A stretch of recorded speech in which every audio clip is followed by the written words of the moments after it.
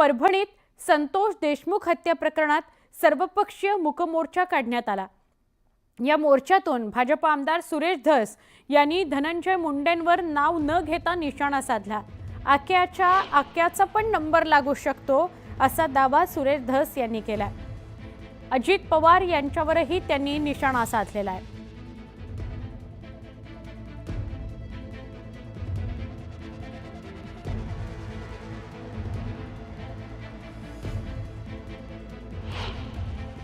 अजित दादा क्या हुआ तेरा वादा, अजित दादा तेरा वादा क्या हुआ रे? काय को इसको अंदर लिया?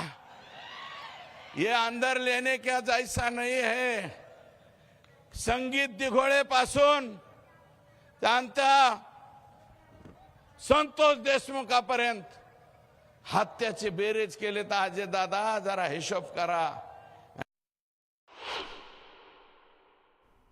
लागला पाहिजे मौका म्हणजे माहिती आहे ना, म को लागला पाहिजे। एकदा अंदर गया ना, पोलिसांनी मोका मध्ये घातला ना, 5-4 वर्ष नमस्ते लंडन, पुन्हा हे माघारी येत नाहीत। आणि हा जो आका आहे ना, आका तर गेलाच पाहिजे, पण जर का आकाच्या आकाने काही यंटोबंडो केला असेल तर आकाचा आका सुद्धा नंबर लागू शकतो। आणि जर तो व्हिडिओ आकाला तर 100% दाखवलाच असेल संतोषच्या मारहाणीचा, पण आकाच्या आकाला दाखवला असेल आणि त्यांनी जर पाहिला असेल, आकाचे आका कर लो जल्दी तैयारी, हम निकले हैं जेलवारी। 100 चुहे खा के बिल्ली हज को चली म्हणतात ना, तसा काहीसा प्रकार काल परवा हे आकाचे आका आले, म्हणले जे जे दोषी असतील त्यांना फाशी द्या। पण आधी नीट वागायचं कोणी सांगायचं होतं? माझ्या वडिलांची जी हत्या झाली ती आज मंचावरील सर्व लोकांनी सांगितली, ज्या प्रकारे त्यांची हत्या झाली, आणि ती तुम्हा सर्वांनाच माहिती आहे। त्यांच्यावर जो अन्याय झालाय त्या अन्यायाविरुद्ध न्याय मागण्यासाठी आज तुम्ही सर्व इथे आलात। माझ्या वडिलांनी जे सर्वांना एकत्र धरून समाजसेवा केली, त्यामुळे तुम्ही आज एकत्र होऊन आमच्या पाठीमागे आहात आणि तुम्ही सदैव आमच्या पाठीमागे राहा। माझ्या चाचाच्या पाठीवर सदैव माझ्या वडिलांचा हात होता, आज तो हात हिरावून घेतलाय, तर आज लाखो हात त्याच्या पाठीवर आहेत। आणि माझ्यावर माझ्या भावावर जो त्यांचा सभाषकीचा हात होता तो आज नाहीये, पण तुमचे लाखो हात आमच्या पाठीवर आहेत, असेच सदैव राहू द्या। आणि आज त्यांचा जो हसरा चेहरा आहे मी आज या तुमच्या सगळ्यांमध्ये बघते, या लाखोमध्ये मी आज त्यांना हुडकते, पण ते मला कधीच नाही दिसू शकणार। आणि मी मंचावरील वडीलधाऱ्यांना सर्वांना एकच विनंती करते की तुम्ही पण आमच्या पाठीमागे राहा। फक्त न्याय मिळूच तर नाही, तर आमच्या पुढील वाटचालीसाठी सुद्धा तुम्ही आमच्या सोबत राहा। आणि तुम्ही इथे सर्वजण आलात, शब्दच नाही आहेत बोलायला, तुम्ही आज आमच्या पाठीमागे राहा एवढीच विनंती करते।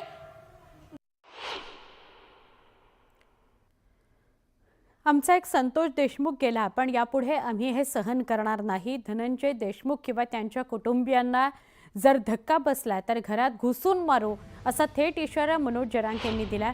मी आतापर्यंत कुणाचं नाव घेतलं नव्हतं, धनंजय मुंडे यांचंही घेतलं नव्हतं। देशमुख कुटुंबियांना जर त्रास झाला तर मात्र त्याला रस्त्यावर फिरू देणार नाही महाराष्ट्रात, असा इशारा जरांगेंनी नाव घेऊन केलेला आहे।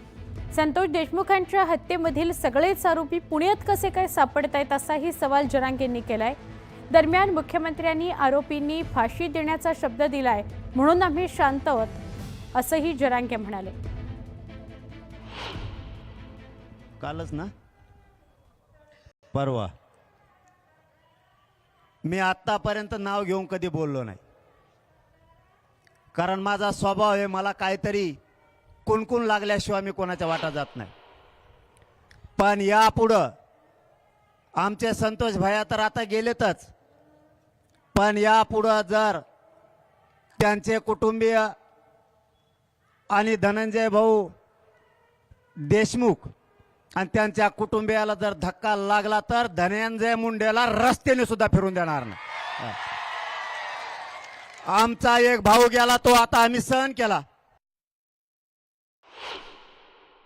इथून पुढच्या काळात जर त्रास झाला,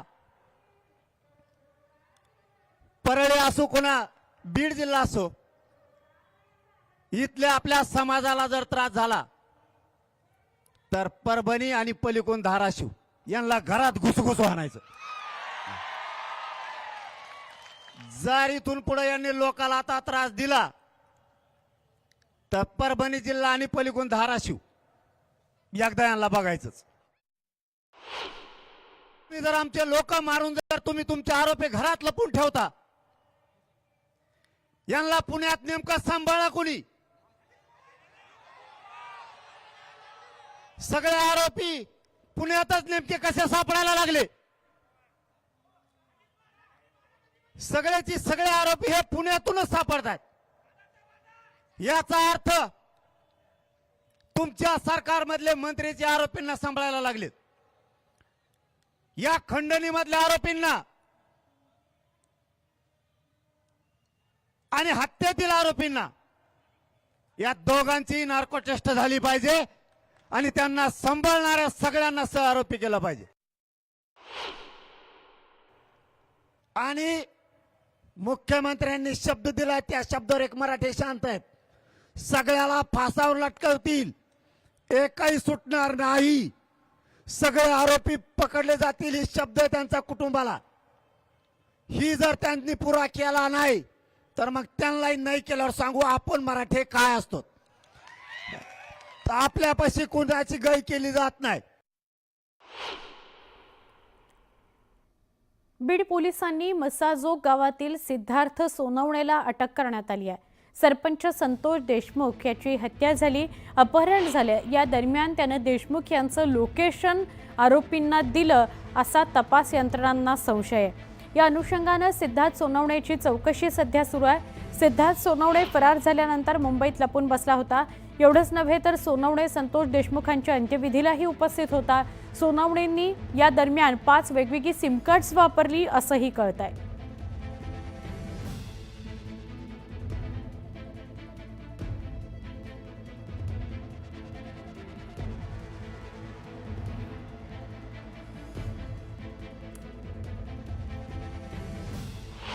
सिद्धार्थ सोनवणे हा जो दृश्यांमध्ये दिसतोय तो सिद्धार्थ सोनवणे हा सरपंच संतोष देशमुख यांचं लोकेशन काय काय आहे, ज्या दिवशी हत्या झाली त्या दिवशी दिवसभर ते कुठे कुठे जाणार होते, काय करणार होते, आत्ता ते कुठे आहेत, अशा सगळ्या संदर्भातली माहिती आरोपींना हा सिद्धार्थ सोनवणे पुरवत होता.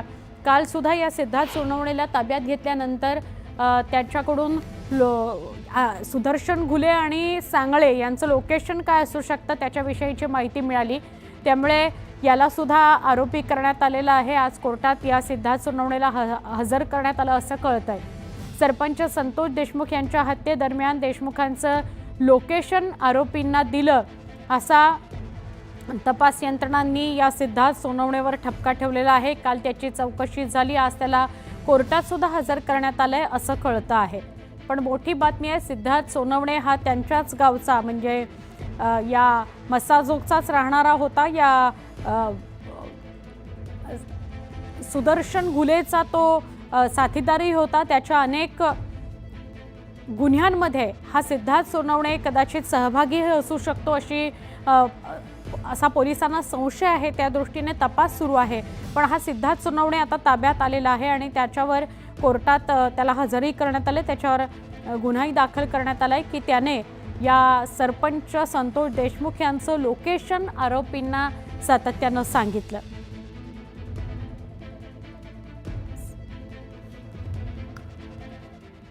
बीडमधील संतोष देशमुख यांच्या हत्येवरून राजकारण तापलंय.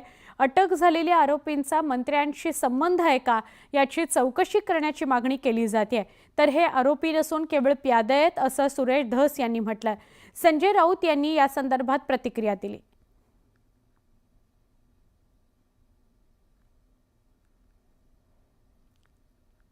या दोन प्रतिक्रिया येत आहेत सुरेश धस आणि संजय राऊत यांच्या.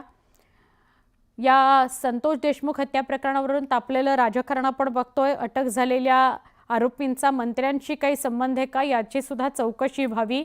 कारण हे जे पकडलेत ते फक्त प्यादे आहेत आणि मूळ सूत्रधार, मूळ आका कोणीतरी वेगळा आहे असं सुरेश धस सुद्धा म्हणाले आणि संजय राऊत पण म्हणाले.